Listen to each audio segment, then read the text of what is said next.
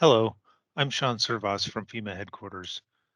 Now we're going to cover the last module, Module 6, completing and submitting an application.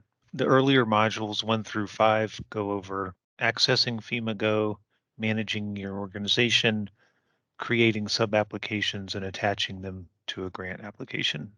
Let's review what we're going to cover in this module. At the end of this module, you'll be able to identify best practices to follow before submitting an application, recognize the responsibilities of the authorized organization representative or AOR, and explain the FEMA review process. To access an application that you started earlier, select the View All Grants link on your FEMA Go home screen.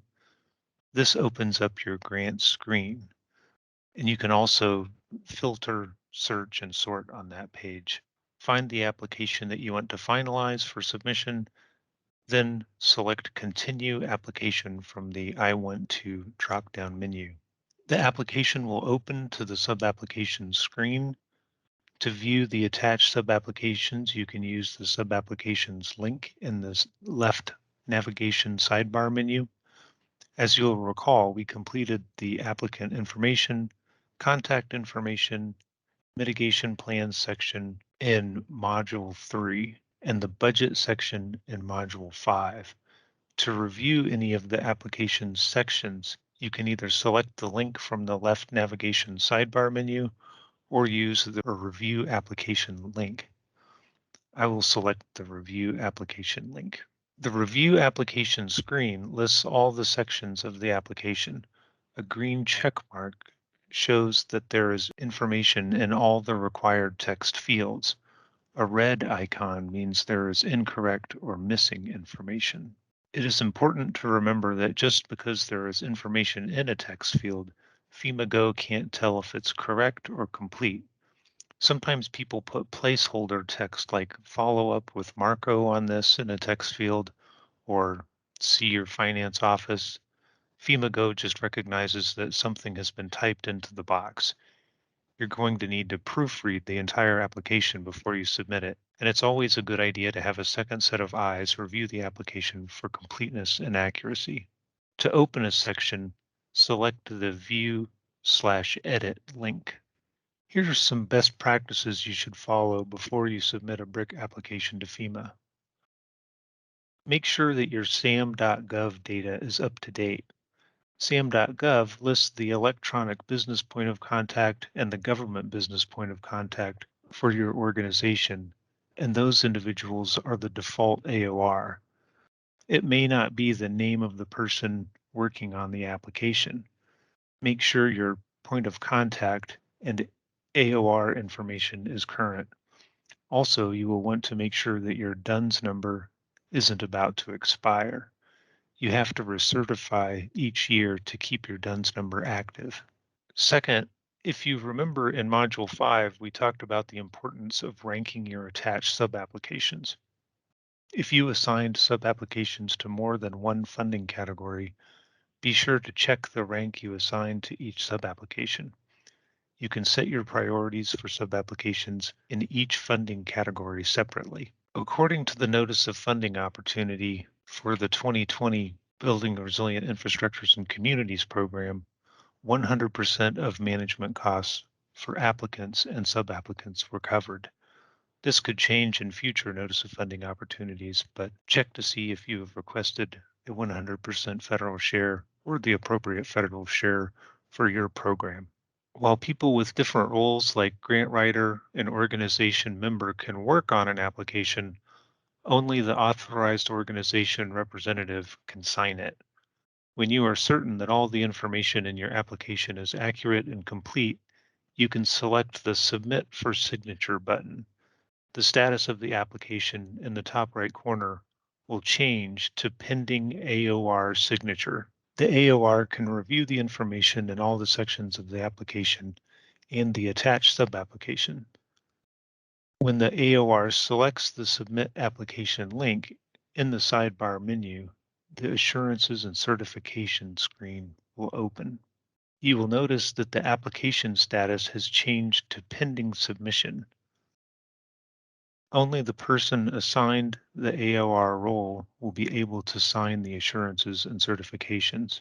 There are 6 assurances and certifications. The AOR will need to read the text, check the box, and enter their password for each section to digitally sign it. A signature accepted message will appear. There is one last step before the authorized organization representative can submit the application to FEMA. FEMA Go makes you check the AOR contact information before the submit button becomes active. Select the Edit Your Contact Information link to review the name, address, phone, fax, and other information listed for the AOR. Update any information as needed. Then select the Update My Information button. When you return to the Assurances and Certification screen, you will have to check the I certify that my contact information is correct box. When you enter your password for the Sign and Submit section, the Submit button will become active. Then select the button to submit the application to FEMA. You will see the notice you have successfully submitted your application. The sidebar menu will change as well. If any of the sub-applications in your application get approved by FEMA, this grant summary screen will display the details about the grant funds that will be awarded. If you scroll down, you will see the My To-Do List section. You can make changes to your application or any of the attached sub-applications anytime before the open application window closes. To reopen your application, select the Reopen Application option in the Action drop-down menu. After you make the change, you'll need to complete and review the submission process again. Once the open application period closes, FEMA will begin its sub-application review process. Multiple review panels will consider BRIC and FMA sub-applications. If FEMA has questions or requires more information about a sub-application, it may contact the applicant. After FEMA has completed the review of all the BRIC and FMA applications and sub-applications, it will assign each one of the following 3 statuses: identified for further review, which means the sub-application is eligible or potentially eligible pending some additional information, and there is available funding under the applicable subtotals. Not selected. This means that the sub-application is eligible but was not selected due to a lack of available funding under the applicable subtotals. Does not meet HMA requirements. This means the sub-application does not satisfy the eligibility or completeness requirements. The website that lists the fiscal year sub-application status.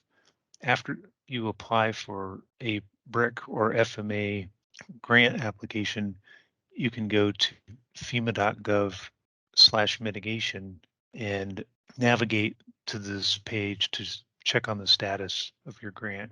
Once a status has been assigned, FEMA will make a formal announcement. At that time, FEMA regions will conduct any additional pre-award review action necessary to make this ready for award. Applicants should work with their FEMA regional points of contact, and sub-applicants should work with their applicant points of contact. Currently, no concrete award date has been announced for fiscal year 2020 BRIC grants or FMA grants. So let's take a minute to review what we've covered. By now, you should be able to identify the best practices to follow before submitting an application, recognize the responsibilities of the authorized organization representative, and explain the FEMA review process. Here are some resources that will be helpful for you if you want a refresher on what we've covered today. There's a link to the After You Apply to find out the status of your application or sub-application. There's general information about FEMA Go for the Hazard Mitigation Assistance grants, a link to find out more about the BRIC program, a link for the application and sub-application user manual. There's a FEMA Go help desk, which is femago@fema.dhs.gov, and they have a toll-free number for support. So thank you for participating in Module 6 of the FEMA Go applicant training course.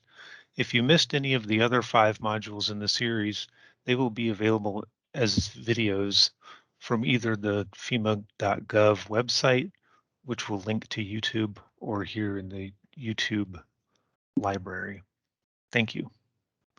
Once the open application period closes, FEMA will begin its sub-application review process. Multiple review panels will consider BRIC and FMA sub-applications. If FEMA has questions or requires more information about a sub-application, it may contact the applicant. After FEMA has completed the review of all the BRIC and FMA applications and sub-applications, it will assign each one of the following three statuses: identified for further review, which means the sub-application is eligible or potentially eligible pending some additional information, and there is available funding under the applicable subtotals. Not selected. This means that the sub-application is eligible but was not selected due to a lack of available funding under the applicable subtotals. Does not meet HMA requirements. This means the sub-application does not satisfy the eligibility or completeness requirements.